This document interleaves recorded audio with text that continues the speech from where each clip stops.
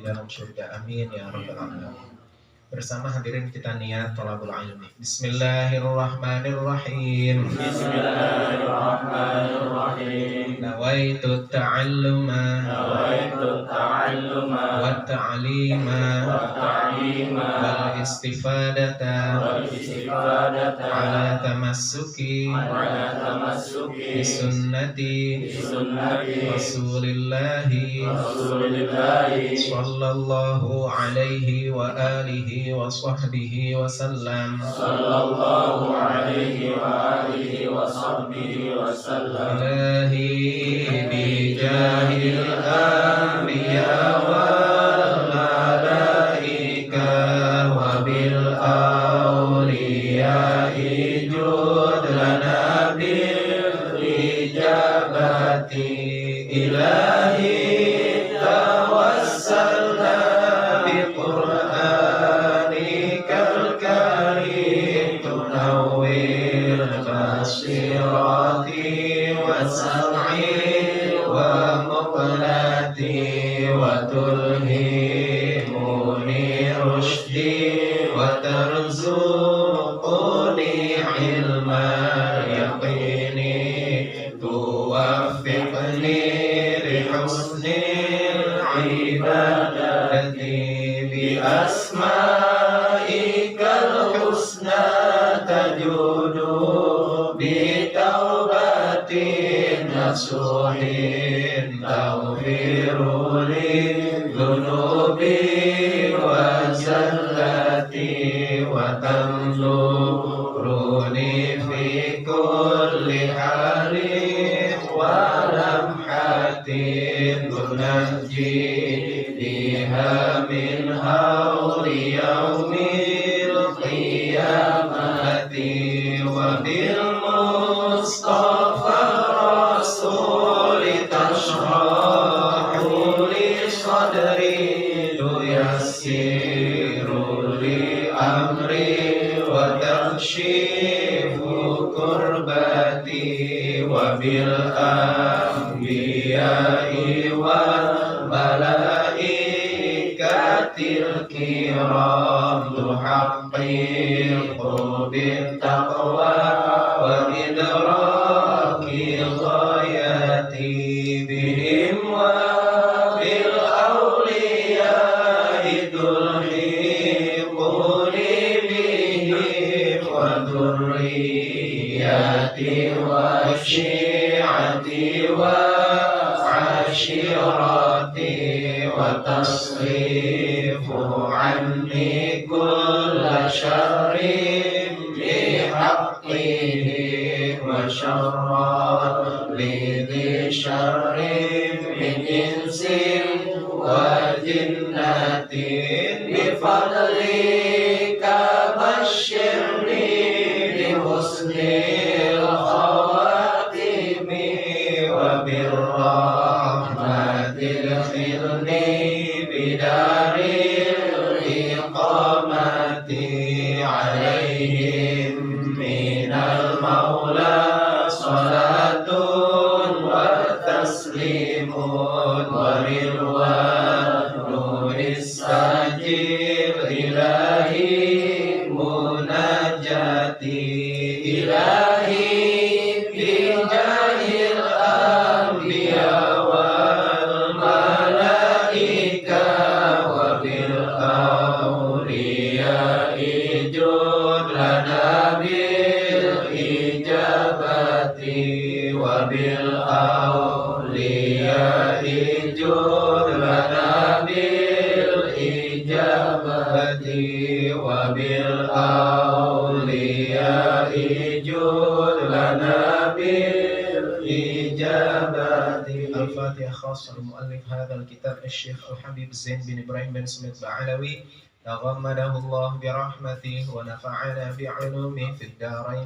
amin bisirril Fatihah. A'udzu billahi minasy syaithanir rajim. Bismillahirrahmanirrahim. Alhamdulillahi rabbil alamin. Ar-Rahmanir Rahim. Maliki yaumiddin. إياك نعبد وإياك نستعين اهدنا الصراط المستقيم صراط الذين أنعمت عليهم غير المغضوب عليهم ولا الضالين آمين.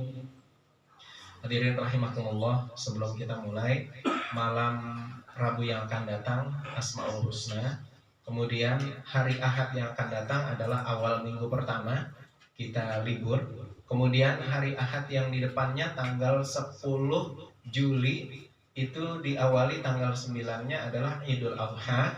Jadi tanggal 10 Juli juga kita masih libur. Saya memberi kesempatan bagi bapak-bapak yang mau nyantai berjamaah, silakan. Jadi hadirin rahimakumullah, 2 minggu berturut-turut dari Ahad, mulai dari Ahad besok tanggal 3 Juli sampai tanggal 10 Juli kita libur gitu ya. Hadirin rahimakumullah, pelajaran kita lanjutkan. Yang kemarin dibahas adalah tentang bahwasanya ada sunnah ab'ad dan sunnah hayat. Yang kemarin sudah dijelaskan secara umum bahwa sunnah ab'ad itu bagiannya adalah tasyahud awal, duduk tasyahud awal, kemudian sunnah ab'ad selanjutnya adalah kunut, kemudian berdiri ketika kunut. Kemudian yang kita lanjutkan di sini adalah pelajaran kita setelah kita kaifiyat sholat dipelajari, mulai dari berdiri takbiratul ihram beserta niat sampai mengucapkan salam. Yang kemarin itu niat memberi salam ke kiri dan ke kanan untuk para malaikat dan kaum mukminin. Pelajaran kita sekarang adalah kunut ya.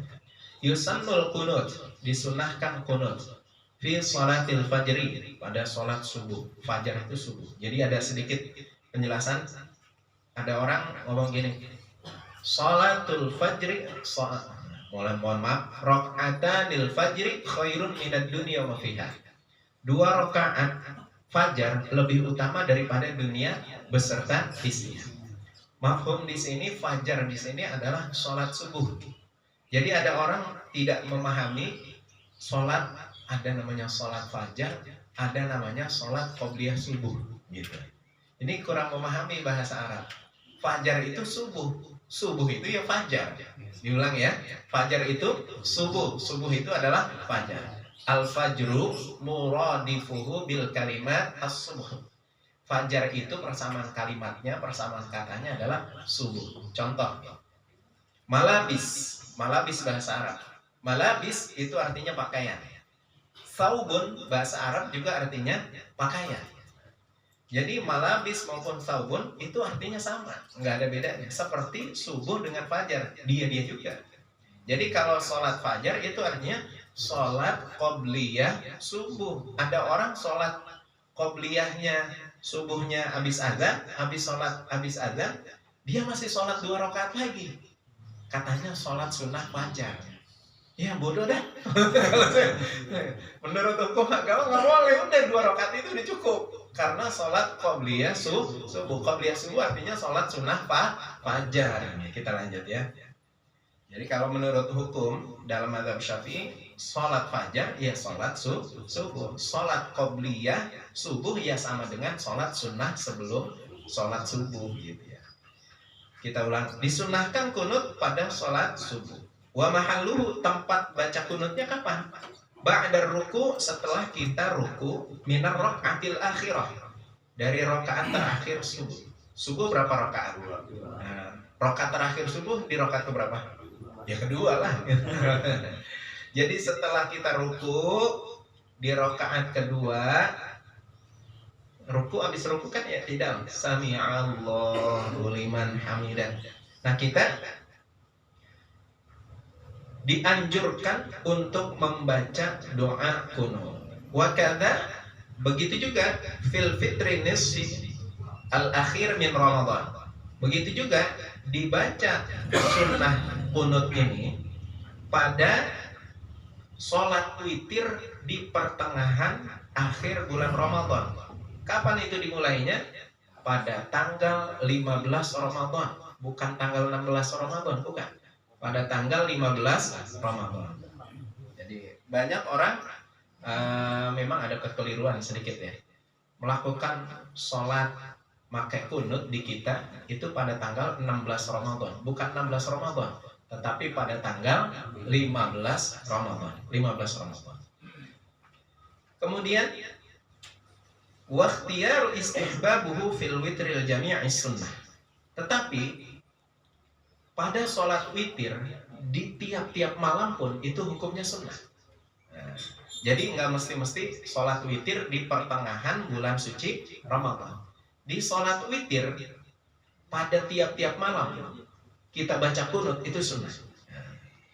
Kemudian lima sabata al Hasan bin Ali radhiyallahu anhuma, sebagaimana yang telah dikuatkan pendapat ini yang periwayatannya dari Sayyidina Al Hasan bin Ali bin Abi Thalib radhiyallahu anhuma, semoga Allah meridhoinya, bahwasanya sholat di witir tiap-tiap malam itu kita membaca kunut. Kemudian juga di sini dikatakan sabda Nabi kita Shallallahu Alaihi Wasallam yang diriwayatkan oleh Sayyidina Hasan bin Ali, "Allamani jaddi Rasulullah Shallallahu Alaihi Wasallam kalimatin aquluhunna fil witri." Bahwasanya kakekku, kata Sayyidina Hasan bin Ali, kakekku mengajarkan kepada aku kalimat-kalimat yang harus aku baca di dalam sholat witir. Jadi di dalam sholat witir ini yang dibaca inilah yang disebut kunut. Nah, asalnya kunut di sholat subuh dan di sholat witir. Diulang. Asalnya kunut di sholat subuh dan di sholat witir. Subuh pada kapan? 1 bulan penuh Nabi membaca doa kunut untuk Bani Quraidah, Mustalik, Bani Nadir. 3 suku ini adalah orang Yahudi Arab di Madinah. Orang Yahudi Arab di Madinah yang mengkhianati perjanjian dengan Nabi kita Shallallahu Alaihi Wasallam. Yang dulu Nabi qadima ilal Madinah, ketika Nabi sampai di Madinah, mereka itu melakukan perjanjian bahwa kami walaupun Yahudi akan membantu Nabi Muhammad Shallallahu Alaihi Wasallam dari serangan orang kafir Quraisy. Pada tahun 5 Hijriah setelah Nabi 5 tahun tinggal di Madinah, orang-orang Bani Mustalik, Bani Nadir, Bani Quraidah itu mereka mengkhianati perjanjian, justru mereka bersekutu dengan orang-orang kafir Quraisy Mekah, orang-orang kafir Quraisy Mekah. Nah, hadirin rahimakumullah. Ini lihat belum dicolok ya. Oh iya, belum colok ya. Oh, ininya. Yuk, biasa di. Aduh.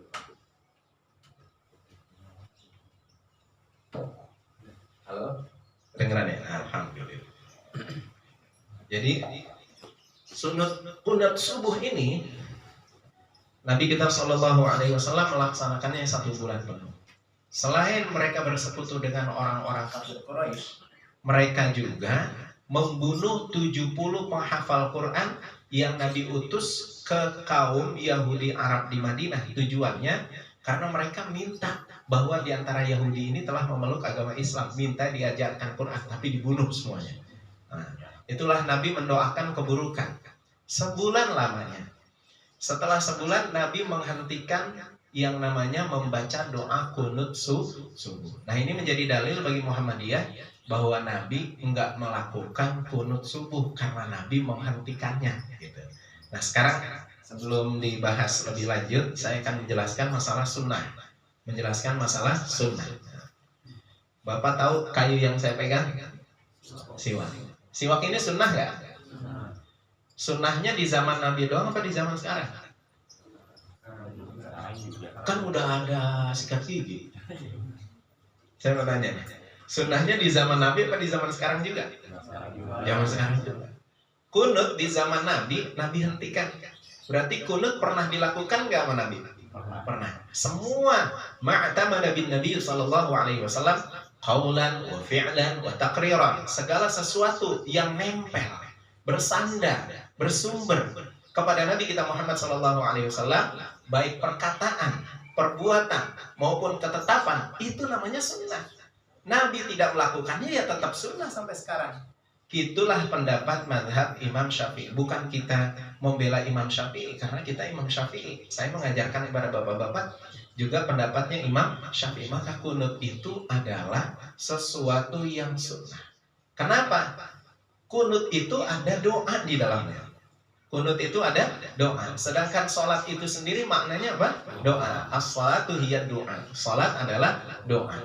Maka sangat dianjurkan sekali kita membaca doa kunut. Tetapi redaksi doa kunut yang kepada Bani Quraidah, Bani Nadir, Bani Mustalik, itu redaksi doanya dirubah mengikuti pendapat yang dikatakan oleh Sayyidina Hasan bin Ali bin Abi Thalib, bahwa Nabi mengajarkan aku doa seperti ini ketika sholat witir.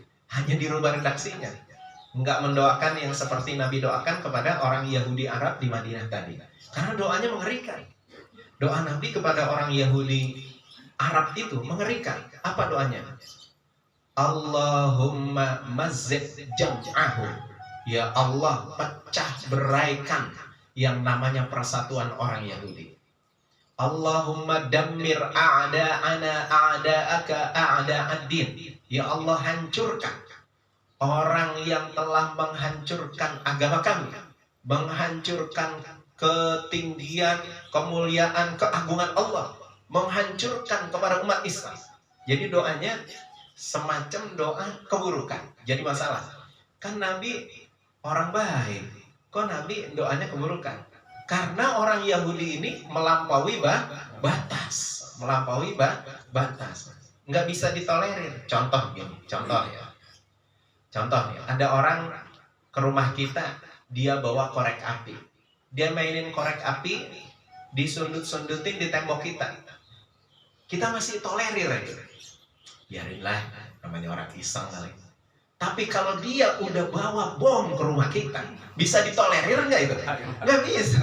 Oke, ente bahaya. Bukan hanya membahayakan diri anda, tapi ente juga kalau kena bom, ente sendiri mati. Nah, itu Nabi udah nggak bisa mentolerir.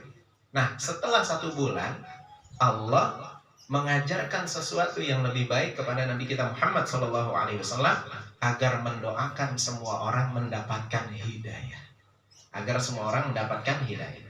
Apa yang sudah sunnah Nabi lakukan, walaupun terhenti, Nabi tetap yang namanya sunnah akan berlaku sampai hari kiamat. Contoh, memakai imamah. Nabi pakai imamah, kata orang, ini kan adatnya orang kafir jahiliyah. Kalau adatnya orang kafir jahiliyah, kenapa Nabi pakai? Nah, Nabi kan pakai imamah, sorban. Orang jahiliyah juga katanya pakai sorban.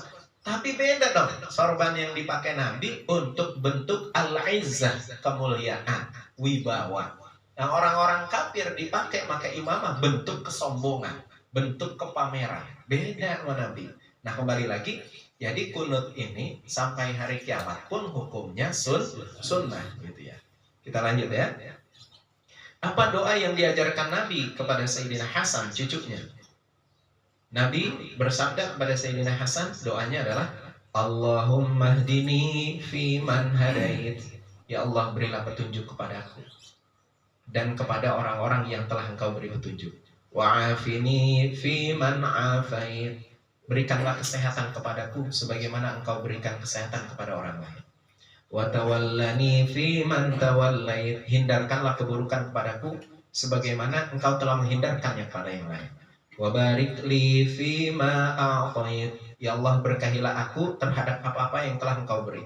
Wa qini syarra ma qadait. Hindarkanlah aku dari keburukan apa yang telah Engkau tentukan. Contoh, jadi susah, kita minta dihindarkan. Nggak sampai susah-susah banget. Susah sih, cuma nggak sampai susah banget. Orang susah, ada yang susah banget, ada yang susah tapi nggak terlalu gitu. Contoh, orang susah bagaimana? Sehari nggak makan, besok dia makan. Itu susah banget tuh. Kalau nggak susah-susah banget, sehari makan nasi sama tempe. Susah, nasi sama tempe emang gimana sih ramunya? Ya bakal kita biasa makan yang mewah-mewah, sop iga, ya nggak? Nah, kemudian sate marangi gitu ya. Itu kan udah biasa enak, tiba-tiba makan nasi sama tempe 3 hari. Rasanya gimana? Ya begitu, nyusahin. Tapi masih makan. Daripada sehari nggak makan, sehari makan. Kita minta dihindari dari kesusahan, nggak sampai susah-susah banget ya.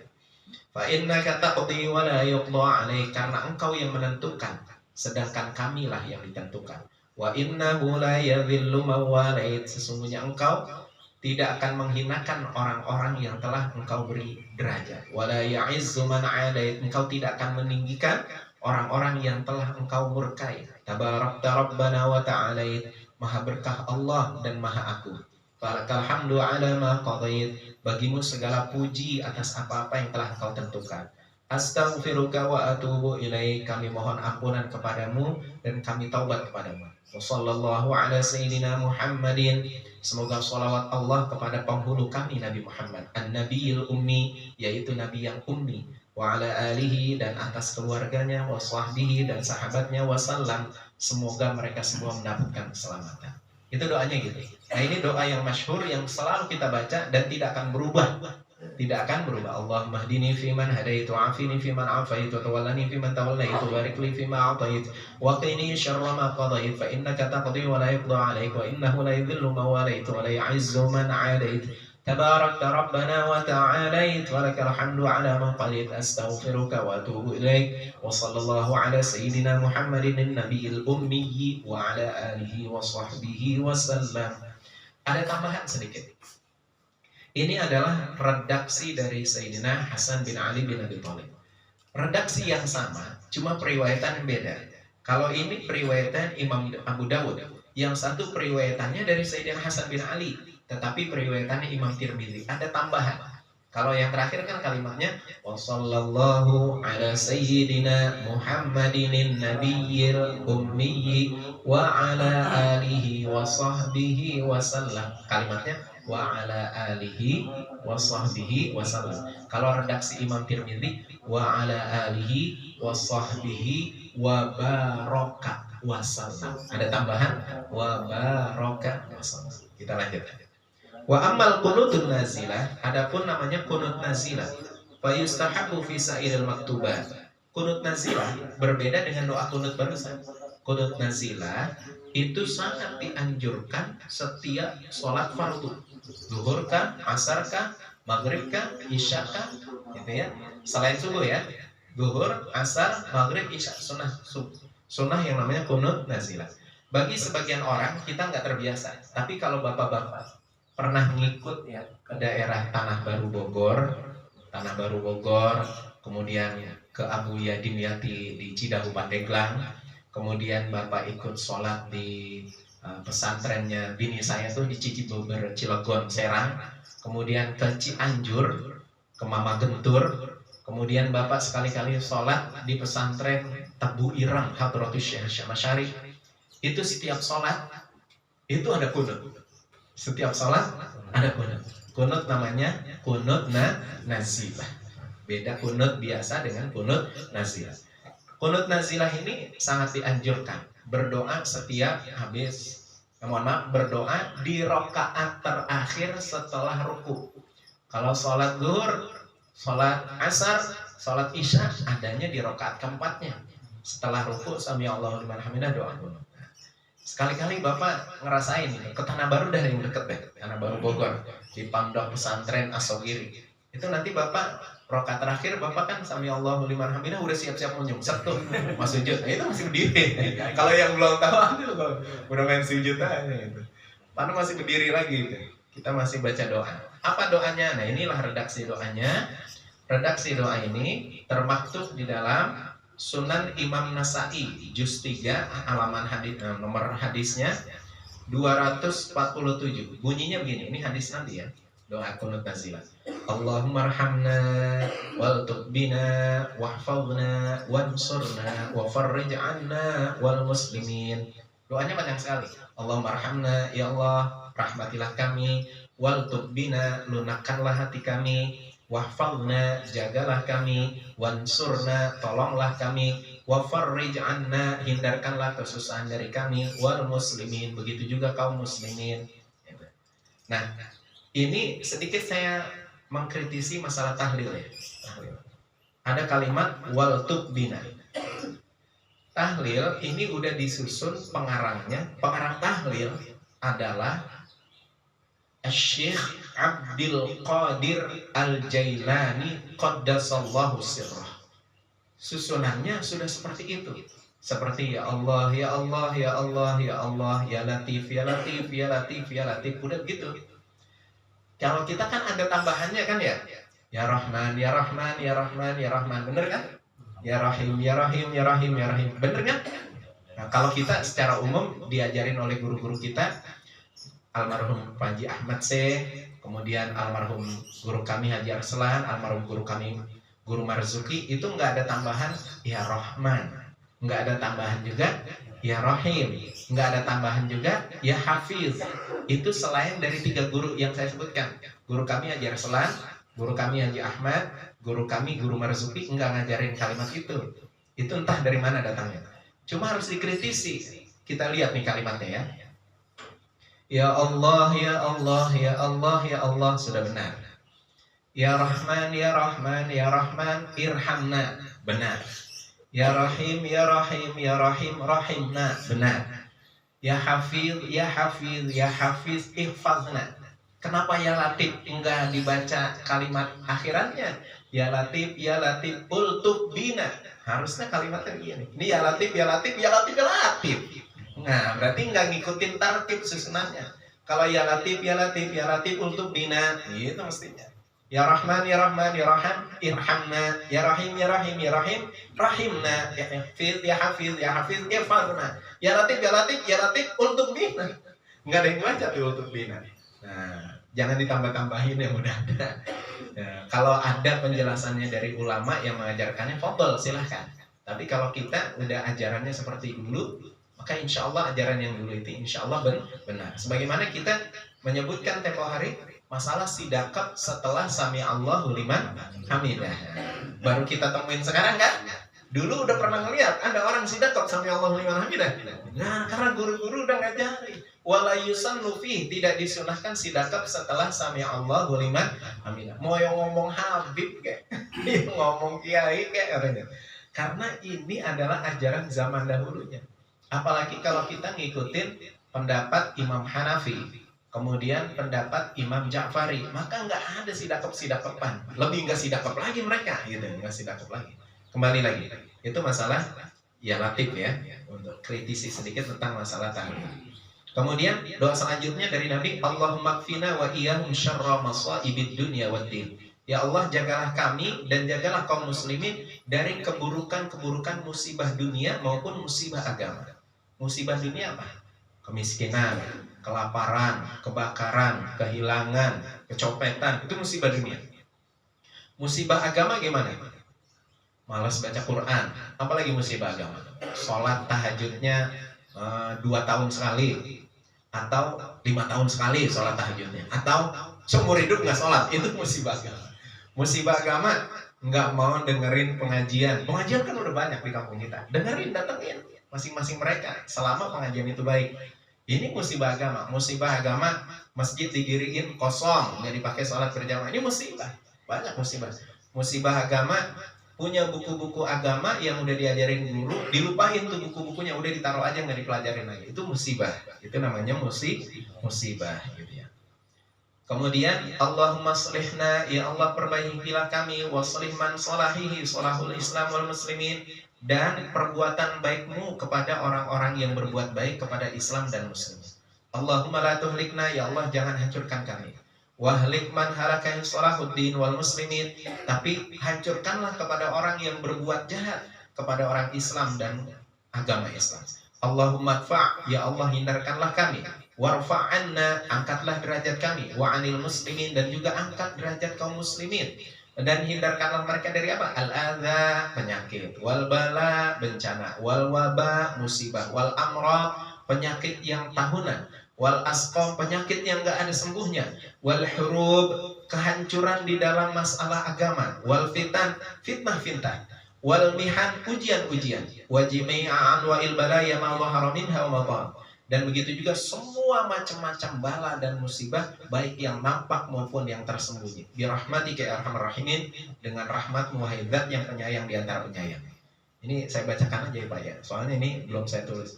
Allahumma shlihil iman, ya Allah perbaikilah, jagalah, berbuat baiklah kepada imam, wal ummah, dan kepada umat.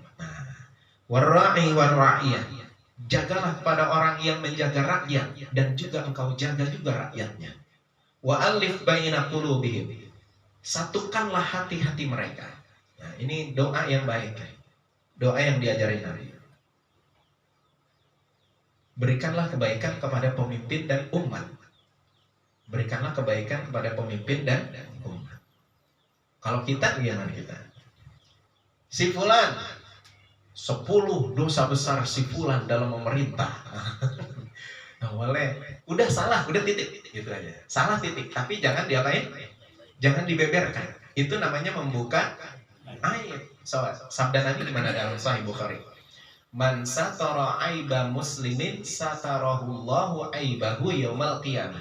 Barang siapa menutup aib saudara muslimnya, maka dia akan ditutup aibnya pada hari kiamat. Presiden buruk apapun, dia masih ada embel-embelnya, agamanya Islam. Udah kesalahan, titik. Bagaimana cara memperbaiki kesalahan supaya dia nggak salah? Jangan dipilih tahun depannya. Kalau dia mau nyalonin lagi, kan gitu. Udah beres. Jangan kita buka aibnya. Nah, sedikit cerita ya, boleh ya, sedikit ya. Saya nggak ada masalah politik, tapi ini buat pelajaran agama juga. Salah satunya begini. Dulu lagi masih hidupnya Presiden Soekarno. Presiden Soekarno itu dibuka aibnya oleh mahasiswa yang penentang Presiden Soekarno bahwa dia antek-antek pakai air, korupsi. Ganti ke peralihan, berikut yang pemimpinnya. Ternyata pemimpinnya juga melakukan yang sama. Kemudian pemimpin yang kedua ini disebutkanlah 10 dosa-dosa besar politik si fulan gitu.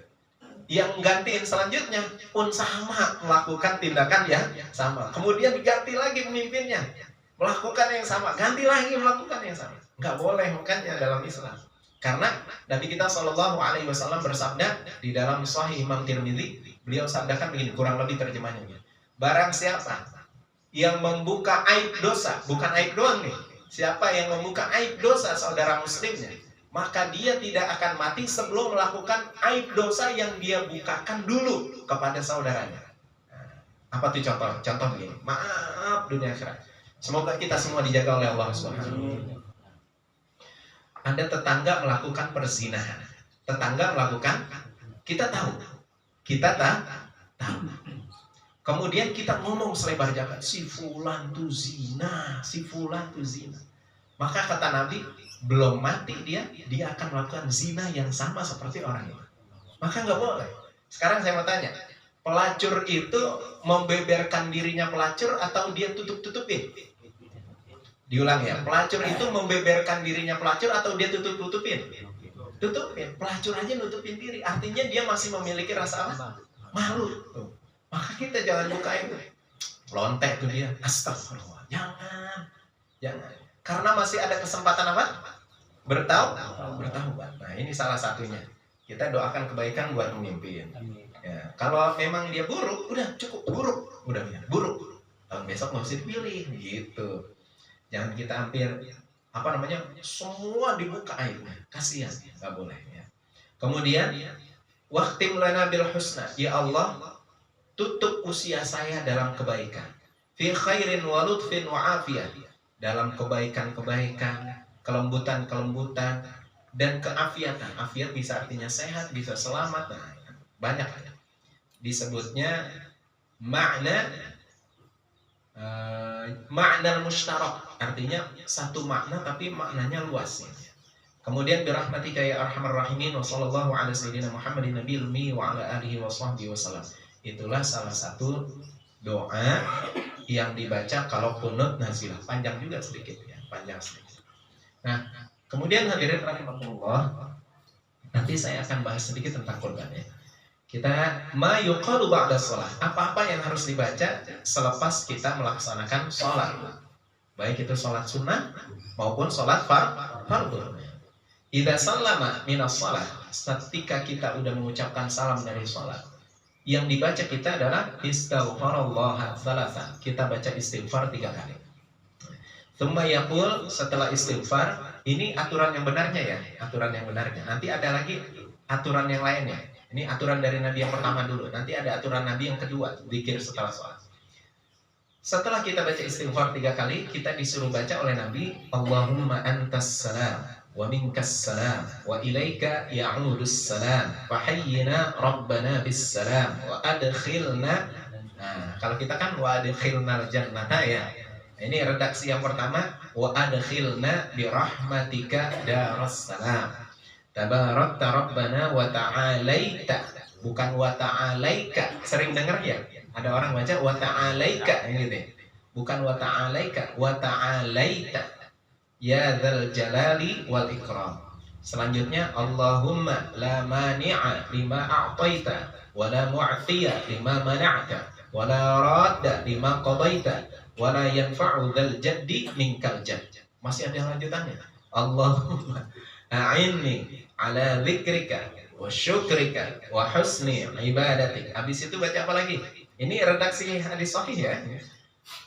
Subhana man la ya'lamu qadrahu ghairuh wa la yablughul wasifuna sifata. Subhana rabbiyal aliyyil a'la al-wahhab. Nah, habis itu apa yang dibaca? Nabi sabdakan subhanallah salasan wa salasin 33. Walhamdulillah kadzalik, alhamdulillah juga 33. Wallahu akbar kadzalik, begitu juga Allahu akbar 33. Wa yaqulu tamamal mi'ah, dan harus disempurnakan 33 baru 99, disempurnakan supaya menjadi 100 dengan membaca apa kata Nabi? La ilaha illallah wahdahu la syarikalah lahul mulku wa lahul hamdu yuhyi wa yumitu wa huwa ala kulli syai'in qadir. Waqala, maka Nabi sabdakan, man qala dzalika dubura kulli salatin ghufirat lahu dunubuhu wa in kanat mithla zabadil bahri, rawahu Muslim.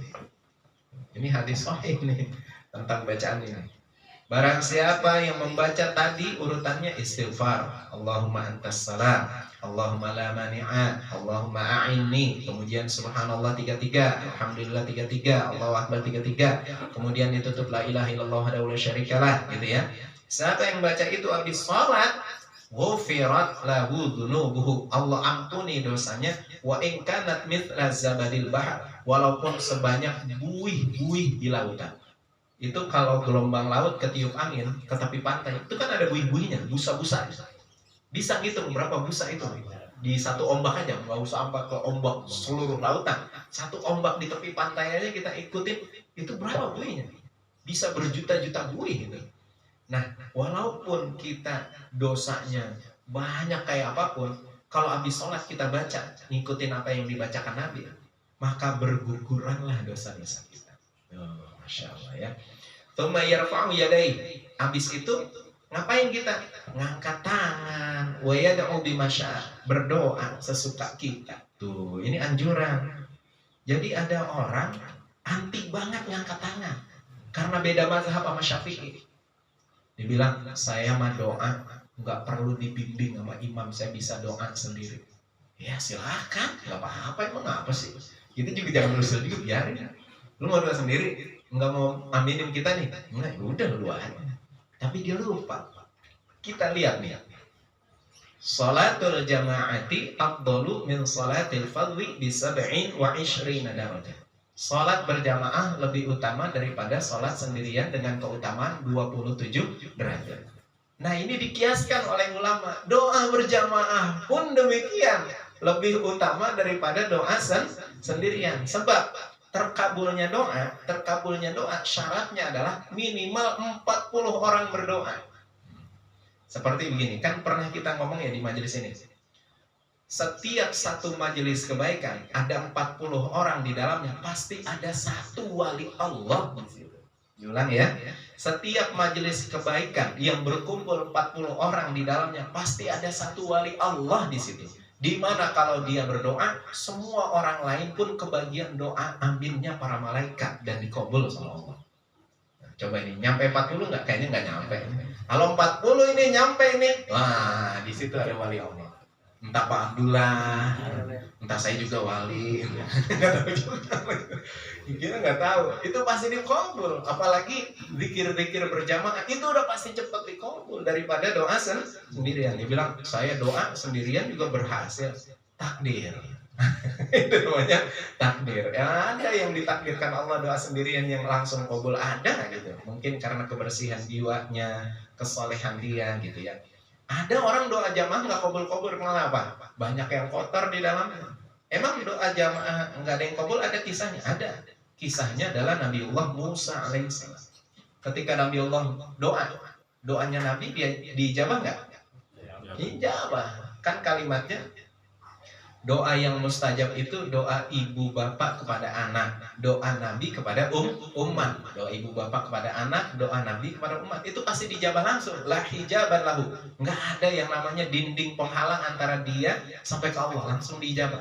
Tapi ada satu kala, nih hadisnya riwayat Imam Ahmad. Nabi Muhammad menceritakan kisahnya Nabi Allah Musa, di mana Nabi Allah Musa udah 3 kali berdoa kepada Allah nggak langsung dijabah. Kemudian Nabi Musa bertanya, ya Allah, ini kenapa ini kami udah doa ini rame-rame dan saya yang mimpin, kok nggak diijabah? Allah bilang, karena di situ di dalamnya ada ahli maksiat. Jadi majelis-majelis kebaikan nggak boleh kecampuran apa?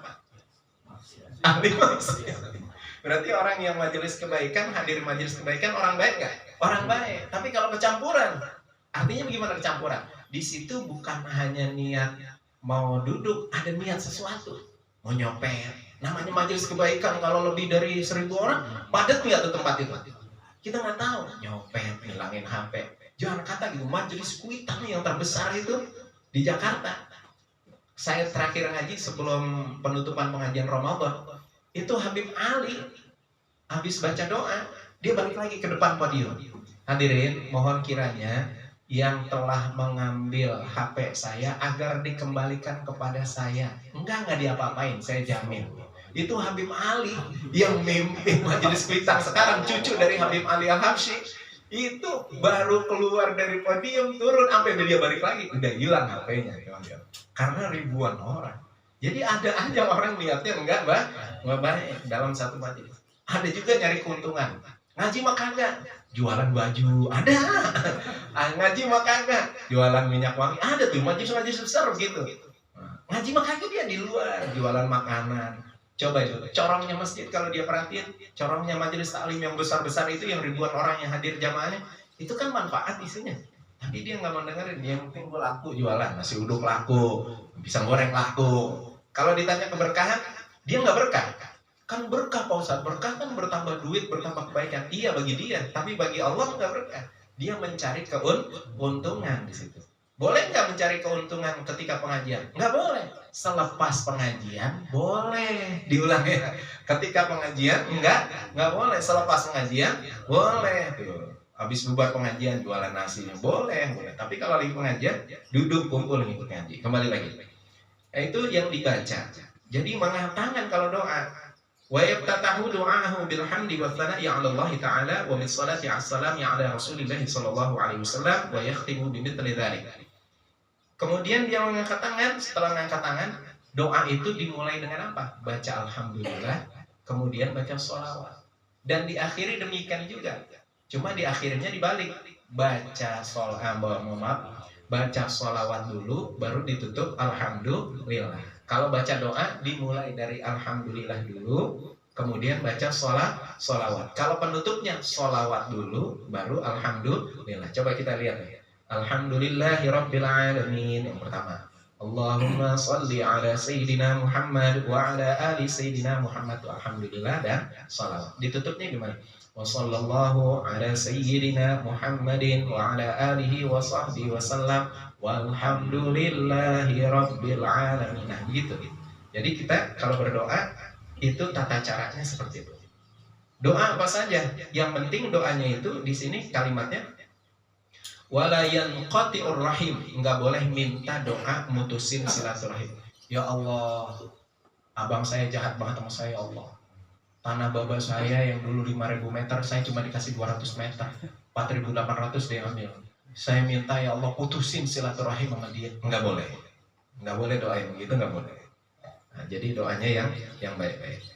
Kemudian wa yanbaghi an yataharral ad'iyah ma'thurah. Doa yang paling bagus habis sholat adalah doa yang dibaca Nabi. Cuma kalau kita baca kayak gini, termasuk saya pribadi juga jarang, gitu ya. Termasuk saya pribadi jarang. Doanya bagaimana? Ini doa yang ma'thur. Nah, doa yang ma'thur ini rupanya nggak sama dengan doa yang sering kita baca. Kalau kita penutup doa-doa, apa bacanya? Rabbana atina fid dunya hasanah, gitu ya. Kalau ini enggak. Ini bukan penutup, malah masih di awal. Bagaimana doanya? Allahumma inni as'aluka ridhaka wal jannah. Ya Allah, aku mohon kepadamu keridhaanmu dan surgamu. Wa a'udzubika min sakhatika wan nar. Dan aku berlindung kepadamu dari murkamu dan nerakamu. Rabbana atina fid dunya hasanah. Ya Tuhan kami, berilah kepada kami kebahagiaan dunia wa fil akhirati hasanah, dan kepada akhirat kami juga kebaikan. Wa qina adzabannar, dan hindarkanlah kami dari siksa neraka. Allahumma ja'al khaira umri akhirah. Ya Allah, jadikanlah kebaikan umurku sebagai penutupnya. Wa khaira amali khawatimah, kebaikan amalku sebagai penutup ketika aku mati. Wa ja'al khaira ayyami yauma liqa'ik, dan kebaikan-kebaikan pada tiap-tiap hari aku nanti akan berjumpa denganmu di surga. Allahumma hdini li sahihil a'mali wal akhlaq. Ya Allah, berilah petunjuk padaku agar aku bisa berbuat amal baik dan berakhlak yang baik. Innahu la yahdi li salihiha illa anta, karena tidak ada yang bisa memberi petunjuk kebaikan kecuali Engkau. Wasrif anni sayyi'aha, hindarkanlah kami dari keburukan akhlak dan amal. Fa innahu la yasrifu sayyi'aha illa anta, karena tidak ada yang bisa menghindari keburukan akhlak dan amal kecuali Engkau. Allahumma inni as'aluka fi'alal khairat. Ya Allah, aku bermohon kepadamu mengerjakan kebaikan. Wa tarkal munkarat, kami mohon kepadamu agar bisa meninggalkan kemungkaran. Wa hubbal masakin, dan berilah kepada kami cinta terhadap orang-orang miskin. Ini cinta terhadap orang-orang miskin. Kadang-kadang di hati kita, saya pribadi, bukan bapak-bapak. Kalau bapak-bapak mana jiwanya malaikat semua deh. Di hati saya sama orang miskin kadang-kadang saya suka enggan. Kayak orang miskin aja saya milih-milih kan. Yang ngamen saya ngasihnya cuma 500 perak gitu ya. Yang kagak ngamen saya ngasihnya 5.000 rupiah umpama gitu. Ini pribadi saya nih. Itu masih pilih kasih namanya. Kalau hubbal masakin nggak pilih kasih. Siapa aja dikasih. Ngamen. Lagi ngamen ditanya, "Bang, kalau ngamen selaku berapa?" 500. 2 ragu berapa? 1.000. Ini saya kasih 5.000 sama ngamen biar puas. Kasih. Itu nggak punya rasa cinta. Udah kasih, dia suruh pergi. Suruh pergi nanti dengan cara yang halus. "Makasih Bang, ya maafin ya Bang." Kasih duit 5.000. Syukur-syukur bisa kasih tuh orang lagi ngamen di rumah kita baru ngejeng. Bila baru gila. Dikasih sama kita ini 200.000. Dia senang banget ya. Udah. Saya nyanyi Bang, enggak usah nyanyi, udah makasih. Udah senang, udah langganan tuh. Ya Allah, dia mulu ya. Enggak apa-apa. Nih, saya kasih tahu nih masalah orang minta. Bapak kayaknya udah pernah saya sampaikan di majelis. Orang yang minta sama kita itu enggak selamanya manusia. Kata kita langganan dia lagi. Belum tentu. Emang kata kita sih dia juga orangnya. Boleh jadi dia yang sekarang ini malaikat. Boleh jadi dia yang sekarang ini malaikat. Kemarin-kemarin emang dia tuh. Hari ini juga dia, cuma dia yang sekarang ini bukan dia. Malaikat yang nguji apa? Nguji nikmat yang Allah titipkan pada kita. Mau berbagi nggak? Satu cerita. Di Citayam tempat saya tinggal, itu ada langganan tukang ngamen. Pasti ke tempat saya. Tempat orang sebelah-sebelahnya jawabannya cuma satu. Maaf ya bang. Kalau ke tempat saya dia senang. Pertama kalau kita ada makanan, ada pisang 3 biji, kita kasih 1 pisang, kasih duit 1.000, dia senang. Nah suatu saat nih, dia lagi, saya udah hafal nih orangnya. Oh ini dia lagi. Dia senang kalau ke tempat saya, pasti dikasih. Gak bakal pulang dengan tangan hampa. Kemudian ketika saya kasih itu, nasi berkat yang tadi malam udah saya angetin. Pokoknya udah enak lagi tuh, pagi-pagi udah enak. Saya kasih dia, "Pak Haji ini buat saya." "Iya buat kamu." Gitu, dikasih duit sama 5.000. Dia jalan. Terus saya nggak lama itu, bini saya ngomongin, "Bang, buang sampah sekalian bakar Bang di kebun itu." 4 Citayam itu ada bakaran sampah. Kayaknya nggak sampai 30 detik ya, udah nggak ada tuh orang. Boleh jadi yang datang itu adalah malah malaikat. Walaupun orangnya kata kita, langganan juga. Jangan sepelekan orang-orang yang miskin. Wa antaghfirli wa tarhamni in aradta bi'ibadika fitnatan faqbidni ilaika ghaira maftunin. Doanya Nabi. Ya Allah, ampunilah saya, sayangilah saya jika engkau berkehendak kepada hambamu mendapatkan satu musibah, faqbidni ilaika ghaira maftunin. Maka hindarkanlah musibah yang ada pada orang lain supaya aku juga tidak terkena musibah. Allahumma rzuqna ilman nafi'a, ya Allah berikan rezeki ilmu yang manfaat, wa amalan makbula, amal yang kau terima, wa rizqan thayyiba, rezeki yang baik. Nah ini masalah juga. Ada orang baca rizqan katsiran thayyiban mubarakan wasi'an. Boleh. Kalau ditanya boleh. Tapi banyakkan Nabi doanya Allahumma rzuqna rizqan thayyiba. Ya Allah berikanlah kami rezeki yang baik. Itu secara hadis-hadis sahih itu kebanyakan rizqan thayyiban, bukan rizqan katsiran gitu ya. Kalau mau baca rizqan katsiran thayyiban mubarakan wasi'an fi, boleh gitu. Kalau ditanya boleh. Kemudian doanya Nabi, Allahumma inni as'aluka min khairi ma sa'alaka minhu 'abduka wa nabiyyuka Muhammadun sallallahu alaihi wasallam. Ya Allah, aku bermohon kepadamu kebaikan yang dipinta oleh hambamu nabimu Nabi Muhammad, wa asta'izuka min syarri ma sta'adzaka minhu 'abduka wa nabiyyuka Muhammadun sallallahu alaihi wasallam. Dan kami berlindung kepadamu dari keburukan yang Nabi berlindung kepadanya.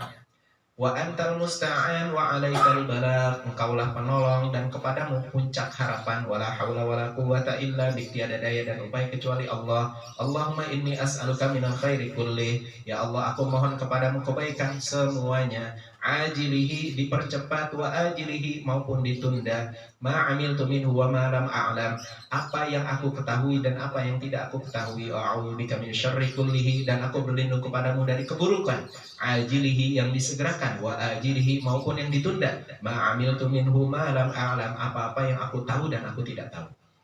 Doanya panjang banget. Kira-kira apa kali ya? Nanti saya bagiin insya Allah ya, lepas lebaran haji nanti saya bagiin.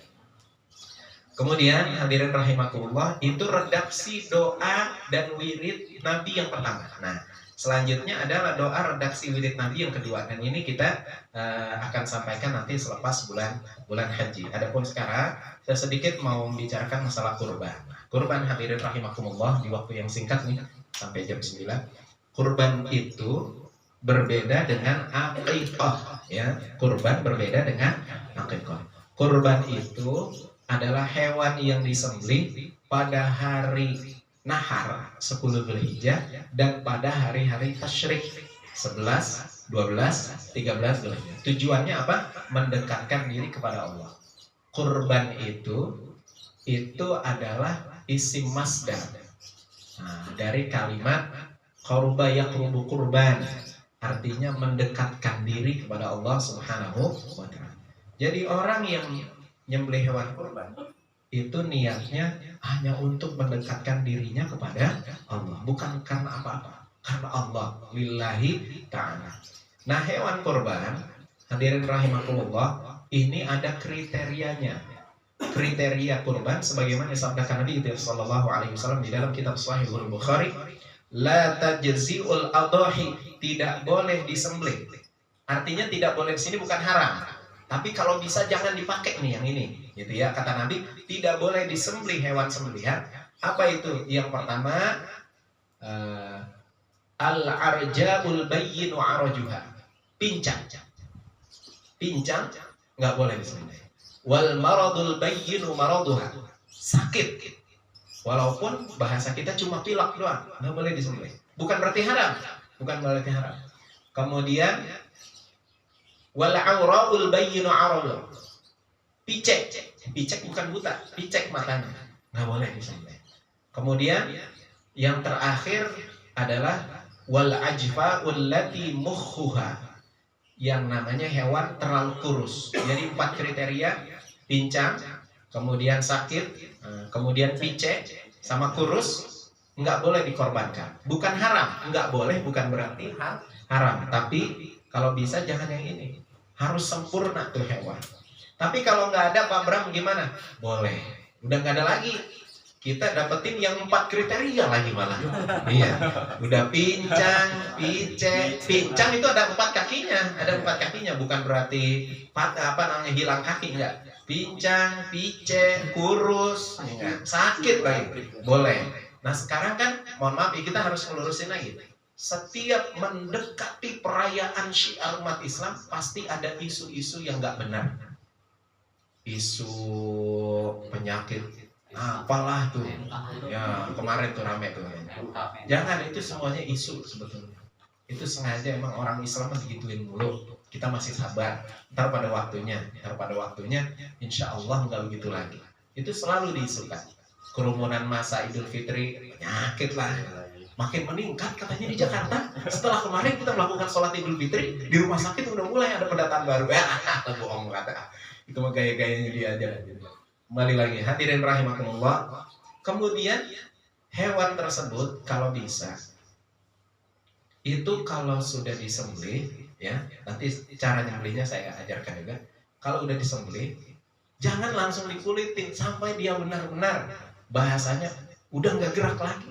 Ini badan masih bergerak langsung dicacak dikulitin, masih begini kelanjutan, nggak boleh. Biarin sampai mati baru angkat, baru dikulitin. Jangan sampai dia masih kelojot-kelojot langsung dikulitin, nggak boleh. Ini Nabi yang ngomong gitu ya. Nah, menyembelih itu bagaimana? Kalau menyembelih hewan kurban yang afdol adalah orang yang berkorban sendiri. Ya. Menyembelih hewan kurban yang afdolnya itu wah, nggak ada penggaris nih. Bukan. Biasanya ada penggaris ini. Bukan golok. Saya kan mantan juga dikit. Nah, begini hadirin. Ini pakai siwak aja dah, gampangnya. Ya. Ini siwaknya. Menyembelih hewan kurban boleh seperti ini, ya, gini, dari atas ke bawah, Tetapi yang afdol itu, yang afdol dari Nabi itu megangnya begini, dari bawah ke atas. Diulang ya, boleh menyembelih dari atas ke bawah, tapi yang afdol adalah menyembelihnya dipegangnya begini, dari bawah ke atas.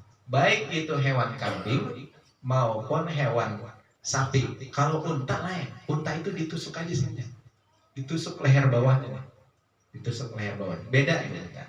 Dan kalau yang namanya menyembelih hewan ternak yang untuk dikurbankan, hadapkan ke arah kiblat, persis kayak orang mati. Gimana orang mati? Palanya ngadep ke barat, kakinya ada di kidul. Kepalanya kan berarti ada di kidul itu selatan, kepalanya ada di utara, tapi badannya di hadapan ke arah kiblat, persis ke arah mati. Seperti itu anjuran. Dan sunnahnya bagaimana? Sunnahnya kaki kiri si penyembelih berada di dadanya si hewan yang mau disembelih. Kemudian hewan itu ditutup matanya. Jadi kaki kita nih, mohon maaf ya, saya peraga ini masalah hukum ini dadanya hewan tutup. Ini kita megang pisau ya, matanya tutup, kita ngambilnya dari sebelah sini, pantat kena pisau, makanya harus yang ahli. Jadi ini pisau di sebelah sini, ini tangan kita nutup matanya, tarik, gitu. Sunnahnya begitu. Tapi kalau kita kan nggak begitu ya. Pertama kita kayak gak berani melihat darah, takut. Bagaimana mau jadi pendekar ya? Darah aja masih takut. Melihat darah dimuteran gitu. Allahu Akbar. Kembali lagi. Sunnahnya adalah yang nyembelih adalah kita sendiri. Kemudian hadirin rahimakumullah. Penyembelihan hewan kurban itu harus selesai pelaksanaan sholat Idul Adha. Jangan mendahului, artinya nyolong start. Sholat Idul Adha selesai 7:30. Udah deh jam 6 aja kita sembelih hewan kurban. Nggak boleh. Itu nyolong start. Kata Nabi, man dzabaha qabla shalah, barang siapa yang menyembelih hewan kurban sebelum pelaksanaan sholat, faqad dzahaba li nafsihi, dia menyembelih untuk dirinya sendiri, artinya nggak dapat pahala. Wa man dzabaha ba'da shalah wal khutbataini, barang siapa yang menyembelih hewan kurban setelah sholat Idul Adha dan mendengarkan 2 khutbah. Diulangi, setelah sholat Idul Adha dan mendengarkan 2 khutbah. Nah ini menjadi syariat. Sebelum dilanjutkan lagi, orang sekarang khutbah Idul Fitri, Idul Adha sekali khutbah, bukan 2 kali khutbah, karena mempersingkat waktu. Enggak begitu. Tetap khutbah itu harus 2 kali. Ada tuh di komplek-komplek, sekali aja khutbah. Oh saya mah nggak mau, saya nentang mah. Khutbah itu 2 kali. Itu hadisnya Sahih Bukhari loh. Kata Nabi, barang siapa man dzabaha ba'da shalah wal khutbataini, barang siapa yang menyembelih hewan kurban setelah dia sholat Idul Adha dan mendengarkan 2 khutbah dari khatib Idul Adha, fahuwa atamman nusuk, dia telah menyempurnakan ibadah kurbannya. Wa asaba sunnatal muslimin, dan dia termasuk orang mukmin yang sebenar-benarnya. Tuh, gitu. Jadi kita nyembelihnya pada sholat Idul Adha gitu ya. Jangan nyolong star. Kemudian penyembelihan itu sampai kapan? Nanti sampai terbenam matahari di tanggal 13 Dzulhijjah. Jadi menyembelih hewan kurban selama 4 hari berturut-turut. 4 hari berturut-turut. Kalau tanggal 10 nggak mampu, bisa tanggal 11, bisa tanggal 12, bisa tanggal 12. Masalah kurban, hukumnya sunnah bagi orang biasa saja. Tetapi bagi orang mampu, jatuhnya wajib. Sama seperti zakat. Zakat itu bagi yang mampu. Kalau nggak mampu, dia namanya mustahik, penerima zakat. Nah, kembali lagi. Nah, orang yang mampu wajib mengorbankan hewan kurban. Karena Nabi SAW sabdakan begini. Hadis riwayat Imam Ahmad. Man wajada sa'atan wa lam yudhi fala yaqrabanna musallana. Barang siapa yang dikasih keluasan rezeki. Keluasan rezeki pada tanggal berapa? 10, 11, 12, 13 Dzulhijjah. Dikasih keluasan rezeki. Falam yudhi, kemudian dia enggak mau korban, fala yaqrabanna musallana. Dia enggak pantas masukin mushola kami, tempat sholat kami. Artinya diakui Nabi sebagai Islam enggak? Nggak pantas ya. Nabi bilang gitu. Artinya kalau kita mampu, kita hewan kurban. Pak, saya nggak mampu beli kurban, Pak, emang nggak punya duit. Sunnah mengalirkan darah hewan halal.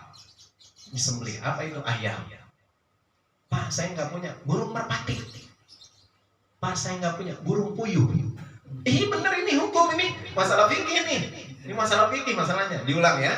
Nggak punya hewan kurban, sembelih ayam. Nggak bisa juga sembelih merpati. Nggak bisa sembelih puyuh.